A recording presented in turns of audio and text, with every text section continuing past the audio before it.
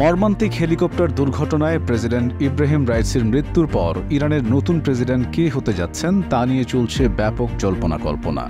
ইব্রাহিম রাইসির মৃত্যুর পর ইরানের অন্তর্বর্তীকালীন প্রেসিডেন্ট হিসেবে দায়িত্বে রয়েছেন মোহাম্মদ মোকবার।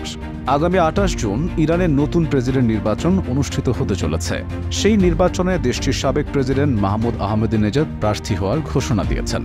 মাহমুদ আহমেদিনেজাদ ২০০৫ থেকে ২০১৩ সাল পর্যন্ত পরপর ২ মেয়াদে ইরানের প্রেসিডেন্ট ছিলেন। এর আগে তিনি রাজধানী তেহরানের মেয়র হিসেবেও দায়িত্ব পালন করেন।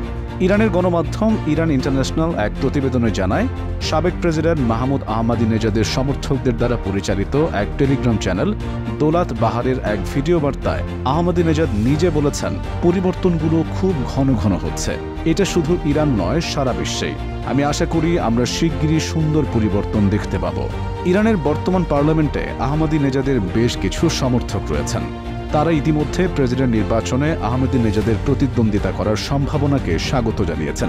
তারা দাবি করেছেন, ইরানের সবচেয়ে জনপ্রিয় রাজনীতিবিদদের মধ্যে আহমেদিনেজাদ অন্যতম।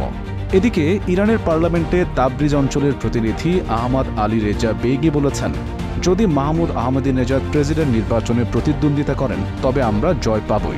তবে তিনি ২০১৭ ও ২০২১ সালের প্রেসিডেন্ট নির্বাচনে আহমেদিনেজাদের প্রার্থিতা বাতিল করার বিষয়টি নিয়েও সতর্ক করেছেন।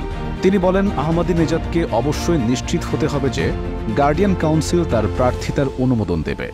কারণ তিনি যদি প্রার্থী হন এবং এই প্রার্থিতাও যদি বাতিল হয়ে যায় তবে এটির পরিণতি ভালো হবে না। একসময়ের ব্যাপক আলোচিত এই রাজনীতিবিদকে রাগী নেতা হিসেবেও ডাকেন কেউ কেউ। এক শপথ অনুষ্ঠানে তিনি ইরানের সর্বোচ্চ নেতা আয়াতুল্লাহ আল খামেনির হাতের পরিবর্তে কাঁধে চুম্বন করেন। ইরানে এ ধরনের কোনো প্রথা নেই, তাই বিষয়টিকে ভালোভাবে নেননি খামেনি। ইরানের প্রেসিডেন্ট যেই হোক না কেন, ক্ষমতার চূড়ায় থাকে দেশটির সর্বোচ্চ নেতা। এই কারণে কোনো প্রেসিডেন্টের সাথে তার তিক্ত সম্পর্কের মানে হল ইরানি জনগণের কাছে ওই রাষ্ট্রপ্রধানের গ্রহণযোগ্যতা কমে যাওয়া।